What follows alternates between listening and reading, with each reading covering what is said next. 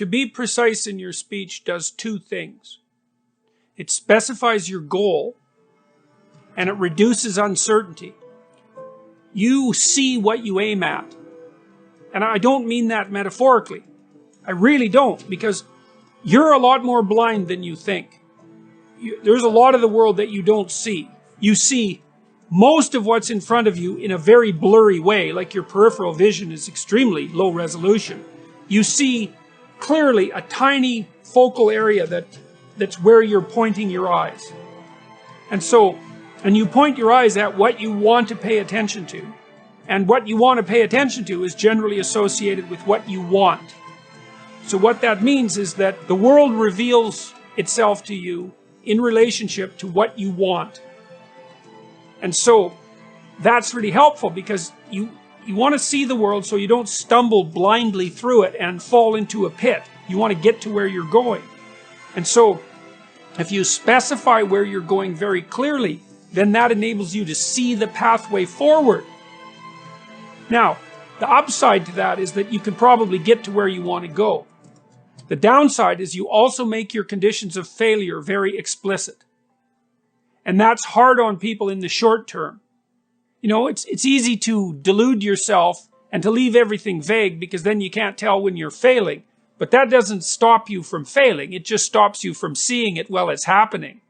Then the other advantage to being precise in your speech and your aims is that helps you tell the difference between what's important and what isn't important. And you want almost everything to be not important. You know, in times of crisis in your life, everything becomes important. So imagine that you have a new physical symptom that's distressing and you don't understand it. So then you're thinking, oh my God, what's happening? Am I collapsing physically? Have I got a serious illness? Is it a fatal illness? What's going to happen to my family? Is my whole life going to fall apart? Like, what happens when something that you can't specify occurs is that everything becomes relevant. And that's terrible. No one ever wants that. You want hardly anything to be relevant. And so if you specify your goal, then almost everything becomes irrelevant. And only those things that are important stand up in sharp relief. That's also a real boon to the people that you're communicating with, because they know what you want then. And so even if you're a harsh person, let's say that you're pretty punitive, and if people don't do a good job, you let them know. If you specify what you want, then they know how to avoid your harshness. And the more precise you are in your formulation of the problem and in your presentation of a solution and the role you might play in that solution, the more likely you are to advance on all fronts. As far as I can tell, there's nothing you can do that moves you and your agenda, your vision, let's say, forward faster than precision in speech. What's the meaning of life? I think the meaning is to be found in that. And as you put things together, and as you take responsibility for things, the meaning emerges from that. And so it emerges from that the same way it emerges from a symphony, in some sense, because a symphony is composed of layers of patterns, and they're all working harmoniously together. And they speak directly to people of meaning, which is why people love music so much. I mean, every form of music does that. And it's a model for proper being, which is the placing of all the different levels of reality into harmonious relationship with one another. And meaning emerges out of that naturally. And meaning is actually an instinct. This is another thing that people don't understand, and it's a case I've been able to make because I know a fair bit about how the brain works. The twin hemispheres of your brain interact to guide you through life, which is a truism in some sense. You use your brain to guide you through life, but your brain does that fundamentally by instilling the proper things that you do with a sense of meaning.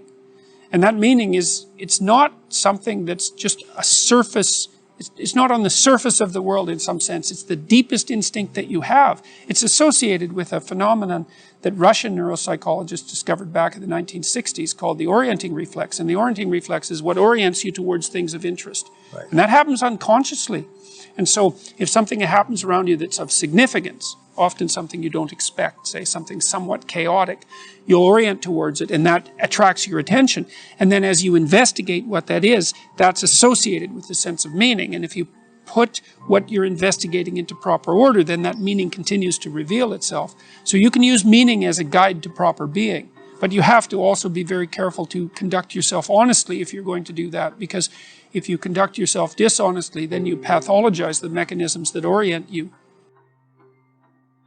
Everybody is a strange mixture of victim and victimizer. Lots of terrible things happen to people that aren't justifiable in some sense. You know, well, illness strikes people randomly. I mean, not entirely randomly, obviously, but there's a large random element in it, where you're thrown into existence as a consequence of your birth.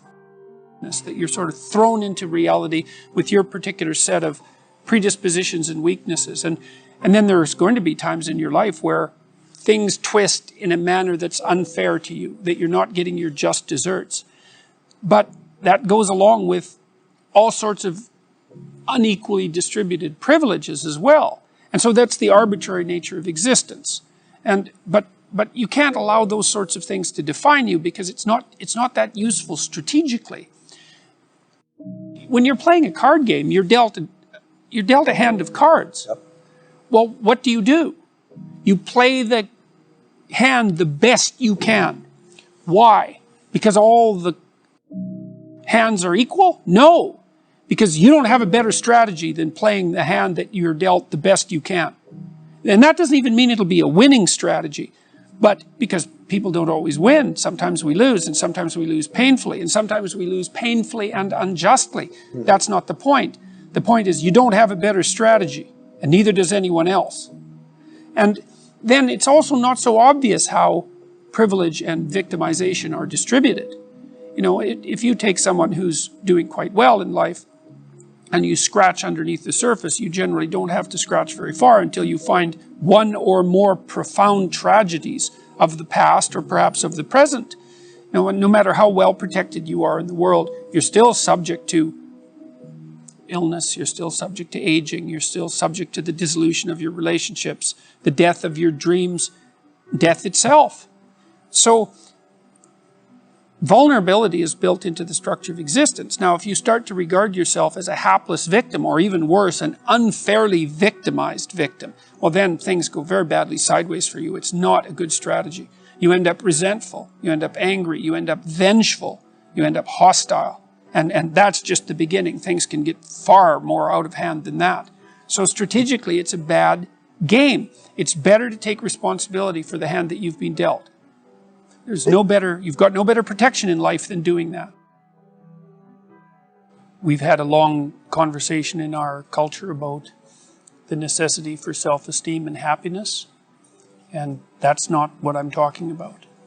I tell my audiences and my readers very straightforwardly that life is difficult and that there's a lot of suffering in it, and that you have to learn how to conduct yourself in the face of that.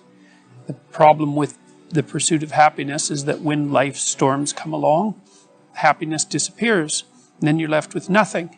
And so you need to pursue something that's deeper than happiness. And if happiness comes along, well then, hooray for you. You don't want to despise it because it's fleeting, but it's much better to pursue things that are meaningful than things that make you happy.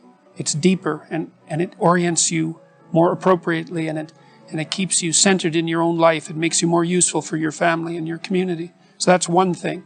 And it's a relief to young people to know that the baseline conditions of life are difficult, but that you can still prevail. So it's a funny message in some sense, or a strange message, because on the one hand, it's somewhat pessimistic.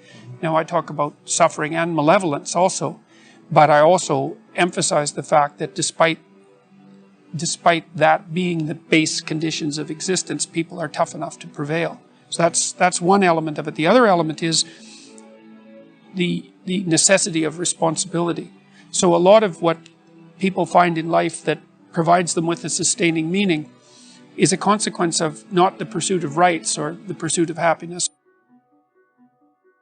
or the development of self-esteem, but the adoption of responsibility. And the more responsibility, in some sense, the better. Responsibility for yourself, for making sure that your life lays itself out like it should. Responsibility for your family, responsibility for the community. It's people who take responsibility that are the ones that you admire. And that's the right pathway through life. That's where meaning is to be found.